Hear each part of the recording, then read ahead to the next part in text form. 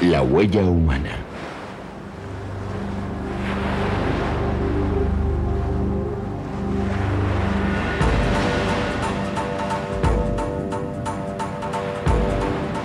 En la costa de Vizcaya se encuentra el Valle de Urdaibai, declarado por la UNESCO Reserva de la Biosfera.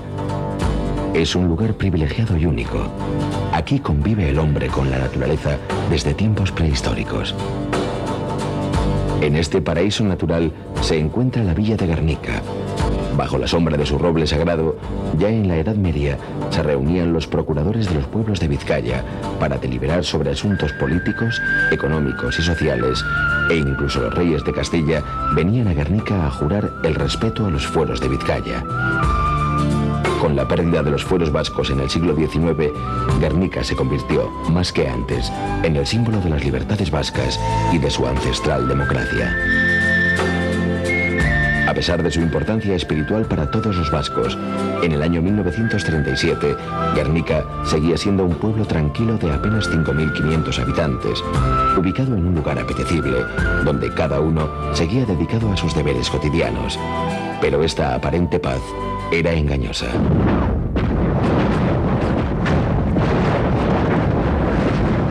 España estaba en guerra. El ejército bajo el mando de los generales Franco y Mola se había sublevado contra el gobierno de la República democráticamente elegida. Pronto, la guerra alcanzó el País Vasco y el cerco sobre Vizcaya se iba estrechando.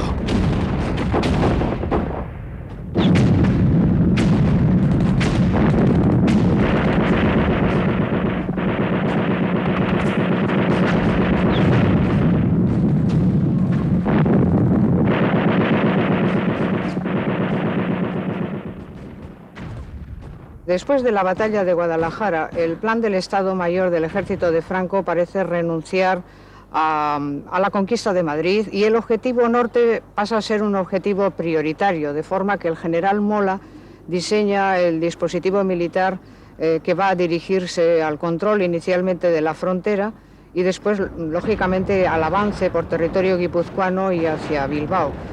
Todo este conjunto territorial interesa no solo por razones de control de fronteras, sino también y muy especialmente debido a tratarse de una zona importante desde el punto de vista de la economía industrial. Y de hecho, Durango será en concreto la ciudad en donde se produzca el primer ensayo de un ataque aéreo acompañado de la primera lista de víctimas civiles. Bajo el roble sagrado de Guernica, José Antonio Aguirre juró el 7 de octubre de 1936 su cargo como primer lehendakari de una Euskadi autónoma dentro de la República Española. El frente estaba cada vez más cerca y en el ataque a Guernica se confundían objetivos estratégicos, el atentado contra el símbolo de los vascos y el ensayo de la guerra aérea por parte de la aviación alemana. El 26 de abril tendría pues lugar el ataque aéreo de la Legión Cóndor, en el que, como es bien sabido, parece experimentarse una logística aérea que después se practicaría sistemáticamente durante la Segunda Guerra Mundial.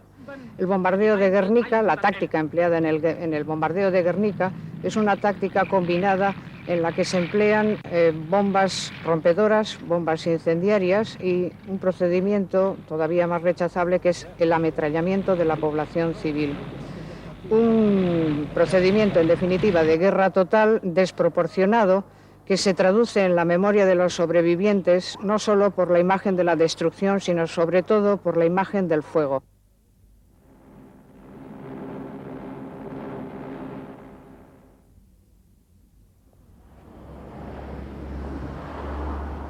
Por encargo del Centro de Investigación por la Paz, Guernica Gogoratuz, María Jesús Cava Mesa y un equipo de historiadores y sociólogos han recogido durante años los testimonios de unos 85 testigos supervivientes de la destrucción de Guernica. El escudo de Guernica era el árbol. Y el escudo del Luno era el templete. Y ahora han unido. Escuchando sus voces, se ha logrado rescatar lo que parecía perdido para siempre: la memoria colectiva del bombardeo de Guernica. De todas maneras es que es el sitio idóneo, porque Sí. venir aquí, Bueno, yo vine con unos ingresos. Quizás una de las lecciones que el aprendizaje de este trabajo nos permitió descubrir es, en primer lugar, que hay una convicción hacia la concordia que no deja de ser un mensaje muy positivo para la sociedad presente del País Vasco, y no cabe duda también que se reafirma la idea expuesta por Julio Caro Baroja, y es que la historia necesariamente no siempre la escriben los vencedores. Hablar de la memoria colectiva del bombardeo de Guernica significa, por otra parte, revitalizar un recuerdo que sigue vivo, muy vivo, bizirik bizi, tal y como muchos de estos interlocutores nos decían cuando les entrevistábamos. Y todo ello porque efectivamente es un axioma de vida para casi todos los que sufrieron el bombardeo, la idea de que es muy posible perdonar, pero es imposible olvidar.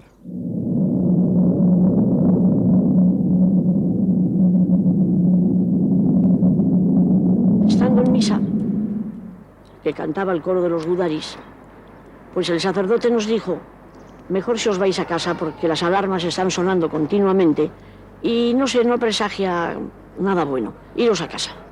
Y nos fuimos a casa.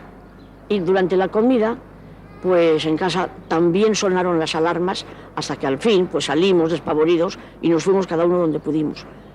Lo que no nos imaginábamos era que no íbamos a volver nunca más a casa. Nunca más. Victoriano Uruburu sigue trabajando en su caserío a las afueras de Guernica, donde hace 78 años nació y donde se encontraba cuando comenzó el bombardeo. Mientras tanto, su madre estaba en el mercado vendiendo los productos de la huerta.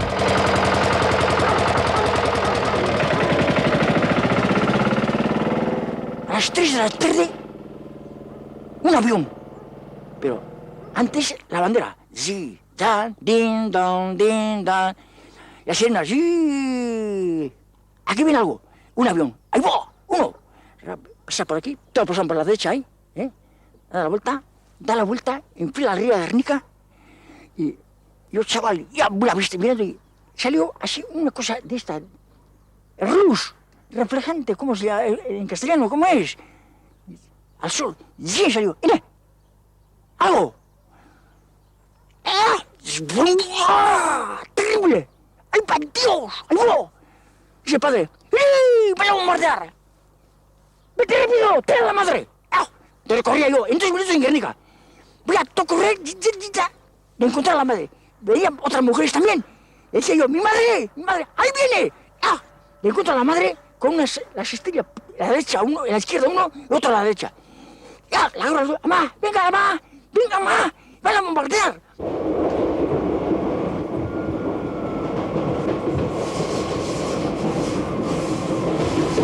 El día 26 de abril del año 37 cogimos al mediodía el tren en Zuazo, Galdacano. Transbordamos en Amorebieta, hasta entonces fuimos en tren eléctrico, y en Amorebieta cogimos el tren de vapor, que es el que solía llegar aquí a Guernica. José Ramón Arriandiaga vivía con sus padres en Galdácano, a mitad de camino entre Guernica y Bilbao. Siendo una ciudad industrial, sede entre otras empresas de la Unión Española de Explosivos, ya había experimentado varios ataques aéreos. Por este motivo, para estar a salvo de las bombas, su familia decidió trasladarse al pequeño puerto de El Anchove, donde vivían los abuelos. Para realizar este viaje, fueron en tren hasta Guernica, donde debían coger el autobús.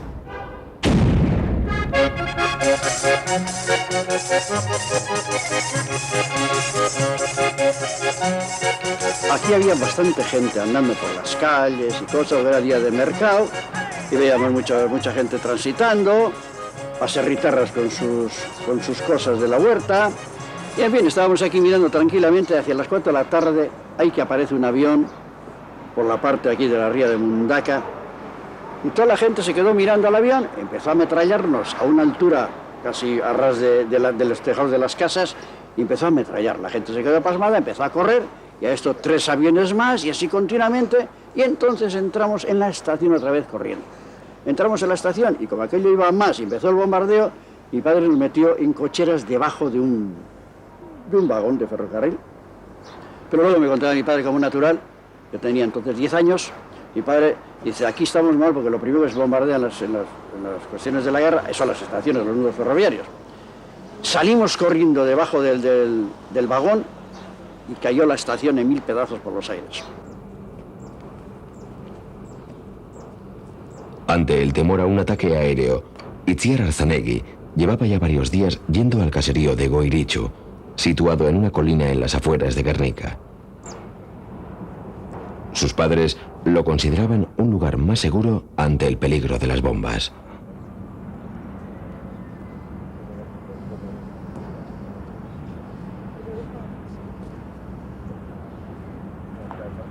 Nos alborotamos mucho porque empezaron a echar las primeras bombas y aquello ya nos asustó mucho, claro.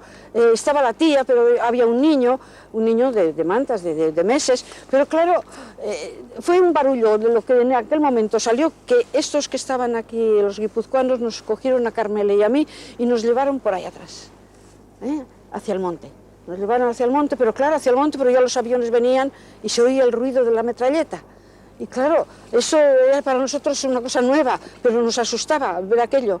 Entonces nos metieron, había 2 gudaris por allí y nos metieron en un pinar. Pero todo eso teníamos que hacer así, arrastrándonos, porque los aviones venían, bajaban y estábamos pues asustadísimas.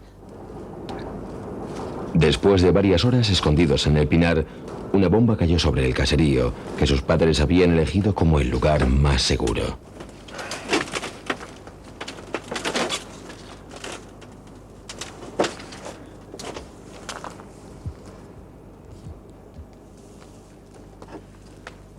La cosa es que veníamos al caserío para evitar el bombardeo y nos encontramos que habían derruido todo el caserío. En un mausoleo de reciente construcción, en el cementerio de Guernica, yacen los restos de más de 100 muertos por el bombardeo no identificados. Cada año, el 26 de abril a las 4:30 de la tarde, suena la campana de la desaparecida iglesia de San Juan y se celebra una misa en recuerdo de las víctimas. En aquella trágica tarde del año 1937, Elvira Otaolea perdió a su padre.